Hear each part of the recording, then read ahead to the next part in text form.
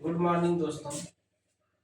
मैं आप लोगों के बीच अपने गणित के रियल संख्या यानी रियल नंबर का अध्ययन करते हुए मैं अगली कड़ी आज को आपको बताने वाला हूँ, जिसमें मैंने पिछली बार में आपको बताया था कि परिमेय संख्याएं क्या होती हैं और अपरिमेय संख्या क्या होती है।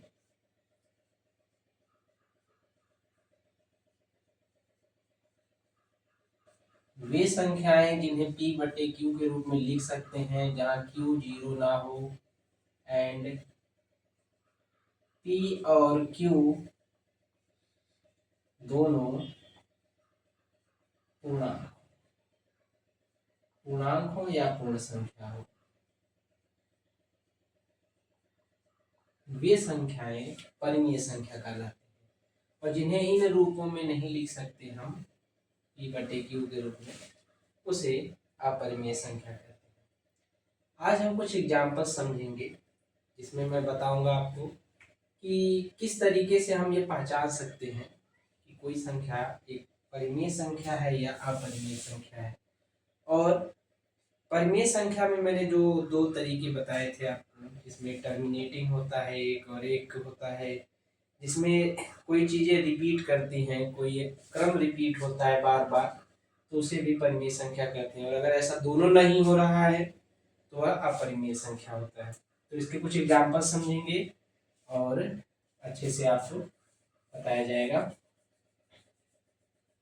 तो बने रहिए।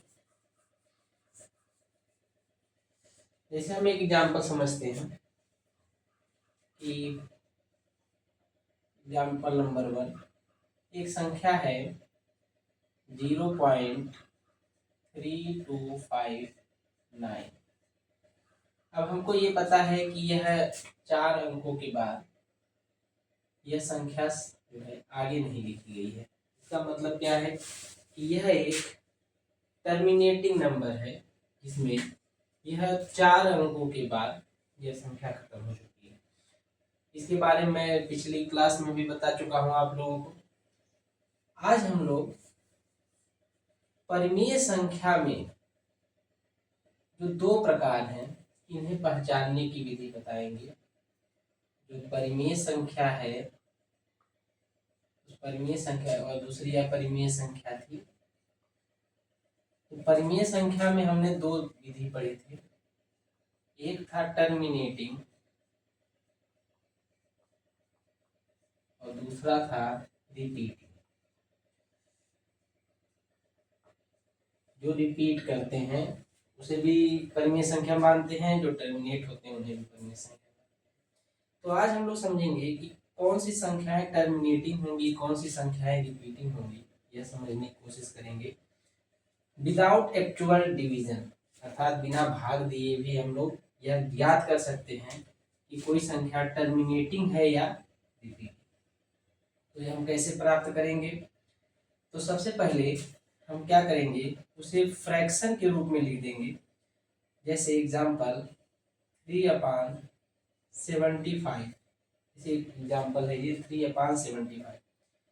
हमारा जो प्रोसेस है, इसके बाद हम क्या करते हैं, ये जो डिनोमिनेटर है हर जो इसका है, इससे हम प्राइम फैक्टराइजेशन करेंगे, अभाज्य गुणनखंड। तो हमें पता है ये 3 से कट रहा है, तो 3 से काटेंगे इसको तो आएगा 25। फिर ये हम 5 से डिवाइड करेंगे तो हो जाएगा 5, और ये फिर 5 से डिवाइड करेंगे आएगा। तो हम इसे क्या लिख सकते हैं, 3/3 इंटू 5 की पावर 2 इंटू 1, कोई जरूरत नहीं उसको लिखने की। अगर हम देखते हैं यहाँ पे कि यह 3 से 3 डिवाइड हो जाता है और ये हमको मिलता है 1/5 की पावर। अगर हमें हर 2 की पावर m इंटू 5 की पावर n के रूप में प्राप्त होती है, जैसे इस तरीके से मान लीजिए लिखा है 3/2 की पावर m इंटू 5 की पावर n, तो वे संख्याएं टर्मिनेटिंग होती हैं। अर्थात वे संख्याएं जिनमें हर में केवल 2 की घात हो या 5 की घात हो या इन दोनों की ही केवल घातें हो, और कोई संख्या हर के रूप में प्राप्त ना हो तो वे संख्याएं टर्मिनेटिंग होती हैं। अर्थात ये संख्या में हमको दिख रहा है केवल हर में 5 की घात 2 है, इससे क्या प्राप्त हुआ कि यह एक टर्मिनेटिंग है। अर्थात जब हम इसे डिवाइड करेंगे 3 को 75 से तो कुछ अंकों के बाद ये समाप्त हो जाएगा। हम यहाँ पे करके देख लेते हैं।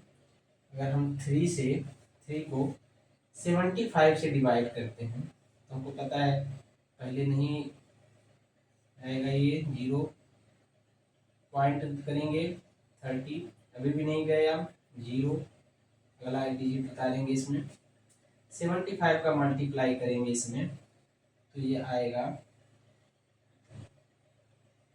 4 और ये आ जाएगा। अब ये हमको दिख रहा है कि यह आया 0.04, मतलब यह डेसिमल के 2 अंकों के बाद टर्मिनेट हो गया, यानी इसके बाद यह आगे नहीं बढ़ा। इससे क्या ज्ञात हुआ कि यह एक टर्मिनेटिंग है। टर्मिनेटिंग हम कैसे प्राप्त करेंगे? हम जो हर है इसको प्राइम फैक्टराइजेशन करेंगे और अगर उसमें से कोई नंबर ऐसा है जो न्यूमरेटर से कट रहा है तो हम उसको काट देंगे। और अगर हमें फाइनली यह एक संख्या इस रूप में प्राप्त होती है जहां पर ऊपर एक पूर्णांक हो कोई भी और नीचे 2 की पावर m 5 की पावर n के रूप में अगर कोई नंबर प्राप्त होता है तो वे संख्याएं एक टर्मिनेटिंग होती हैं, जहां m एंड n दोनों एक धनात्मक पूर्ण संख्या है। पूर्ण संख्या में हमें पता है धनात्मक हो, 0 भी हो सकता है, m और n में से कोई भी एक 0 भी हो सकता है। जैसे कि यहाँ पे हमें दिख रहा है कि 2 की पावर नहीं है तो अर्थात 2 की पावर यहाँ पे 0 होगी। तो इससे हमें ये प्राप्त हुआ कि टर्मिनेटिंग पता करने के लिए हमें डिवीजन करने की जरूरत नहीं है।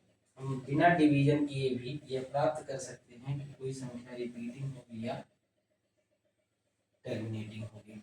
तो हमें टर्मिनेटिंग अगर यह मिल रहा है हमें तो वह टर्मिनेटिंग होगी, अगर वह नहीं मिल रहा है तो वह टर्मिनेटिंग नहीं होगी। जैसे एग्जाम्पल अगर कहा जाए 9/375, अब हम क्या करेंगे, इसमें जो डिनोमिनेटर है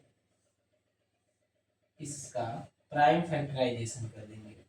प्राइम फैक्टराइजेशन करेंगे, पहले 3 से डिवाइड हो रहा है ये, तो ये 1 2 5, फिर ये 5 से कटेगा 25, फिर ये 5 से कटेगा 5, फिर ये 5 से कटेगा 1। इसे हम लिख सकते हैं 9/3 इंटू 5 की पावर 3। अब ये 3 9 से कट रहा है तो ये आ जाएगा 3/5 की पावर, जो हमें यह प्राप्त हो गया इस रूप में। तो अतः यह एक टर्मिनेटिंग होगा।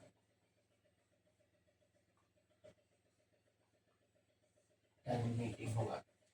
और अगर यह नहीं प्राप्त होता है ऐसा तो वह रिपीटिंग होगा। जैसे एग्जाम्पल और में हम यहाँ पे देखते हैं, समझते हैं कि 3/35, अगर हमें ये जानना हो कि क्या ये टर्मिनेटिंग है या रिपीटिंग है तो ये जो डिनोमिनेटर है इसका प्राइम फैक्टराइजेशन कर देंगे 35, और इसमें हमको पता है कि यह 5 से डिवाइड हो रहा है तो ये आएगा 7 हो जाएगा। तो हम इसे डिनोमिनेटर को लिख सकते हैं 5 इंटू 7। तो चूँकि हमको पता है कि हमको केवल 2 या 5 की घात के रूप में होना चाहिए और उसके अलावा अगर कुछ हमको मिल रहा है, जैसे यहाँ पे 7 मिल रहा है और ये कट भी नहीं रहा है ऊपर और नीचे से, तो इसलिए यह जो होगा यह रिपीटिंग होगा, यानी यह कुछ क्रम को बार बार रिपीट करेगा। यह टर्मिनेट नहीं होगा कभी भी, यह चलता रहेगा, डिवाइड होता रहेगा, चलता रहेगा, लेकिन कभी टर्मिनेट नहीं होगा। तो वे संख्याएं जो इस रूप में होती हैं तो उसे टर्मिनेटिंग कहते हैं, और जो इस रूप में नहीं होता है उसे रिपीटिंग कहते हैं। हम कुछ क्वेश्चंस भी देंगे आपको अभी सॉल्व करने के लिए।